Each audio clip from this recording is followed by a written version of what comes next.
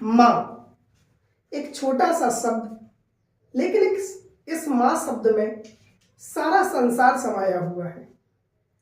एक माँ अपने जीवन की सारी खुशियों का त्याग अपने बच्चों के लिए कर देती है।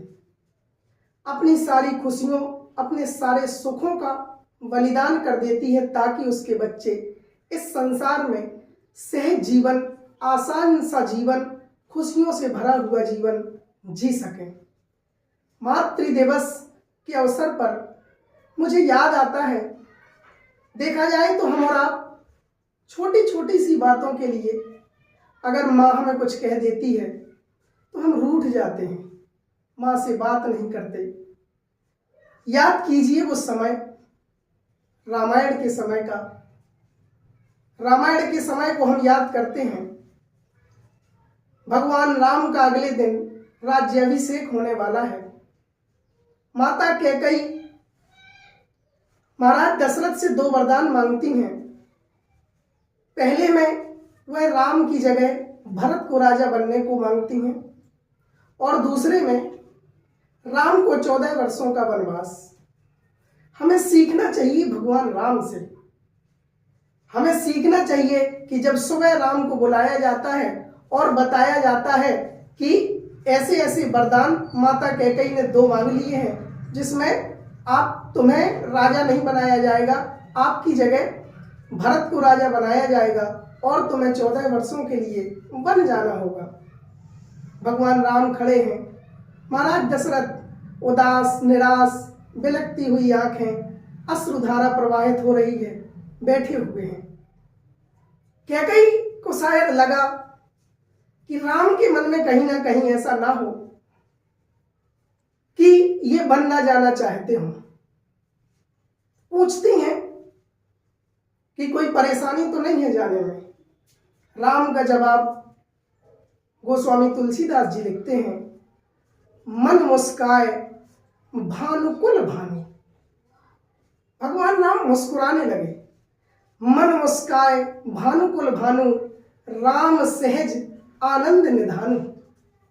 और कहते हैं कि हे माता सुनो जननी, माता सुनिए, सुनो जननी सोई सुत बड़ भागी, जो पितु मात वचन अनुरागी। अर्थात वह पुत्र बड़ा सौभाग्यशाली होता है, बहुत किस्मत वाला होता है जो अपनी माता पिता की बातों को सुनता है। इतना कहकर के भगवान राम वन में चले जाते हैं।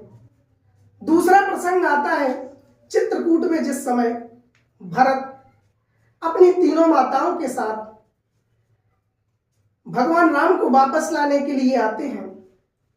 जब माताएं राम के सामने आती हैं, कैकेयी के मन में ग्लानि है कि मैंने ऐसा किया, लेकिन कहीं ऐसा ना हो कि राम मुझसे ना मिले, मेरी तरफ ना देखें। गोस्वामी तुलसीदास जी लिखते हैं, और भगवान राम को यह पता था कि मेरे माता के मन में कहीं ना कहीं कोई ग्लानि छिपी हुई है। प्रथम राम लिखते हैं, प्रथम राम भेटी कैकेयी, सरल स्वभाव भगत मति भेई। सबसे पहले जाकर के कैकेयी से मिलते हैं कि कहीं मेरी माता को कोई बात बुरी न लग जाए, उनके मन में कोई ग्लानि न रहे। तीसरा प्रसंग आता है कि जिस समय लक्ष्मण को शक्ति लग जाती है, राम दुखी हैं, परेशान हैं, रो रहे हैं, और वहां भी लक्ष्मण को जगाते हुए कहते हैं कि उत्तर काहे में देहो जाई। मैं तुम्हारी माता से क्या उत्तर दूंगा भाई, उत्तर काहे में देहो जाई, उठकन मोहे सिखावो भाई। हे भाई तुम उठो और मुझे बताओ कि मैं तुम्हारी माता से, माता सुमित्रा से क्या कहूंगा। जब वो मुझसे प्रश्न करेंगी कि लक्ष्मण कहाँ है, तो मेरे पास कोई जवाब नहीं होगा।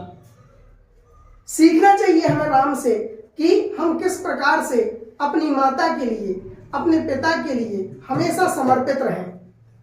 और अंत में आज इस मातृ दिवस के अवसर पर मैं समस्त मातृशक्ति को प्रणाम करता हूँ। मातृ दिवस की बहुत बहुत शुभकामनाएं देता हूँ।